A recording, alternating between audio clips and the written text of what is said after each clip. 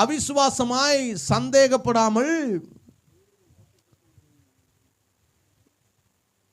சொல்லுங்க, தேவன் வாக்கு பண்ணினதை நிறைவேற்ற வல்லவராயிருக்கிறார் என்று முழு நிச்சயமாய் நம்பி தேவனை மகிமைப்படுத்தி, எல்லாம் சொல்லுங்க, விசுவாசத்தில் வல்லவனானான். அந்த வசனத்தை மறுபடியும் பாசிங்க.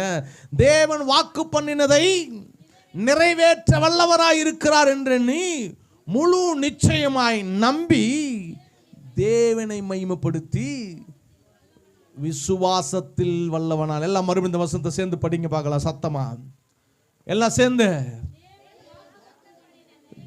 தேவன் வாக்குத்தத்தம் பண்ணினதை நிறைவேற்ற வல்லவராயிருக்கிறார் என்று எண்ணி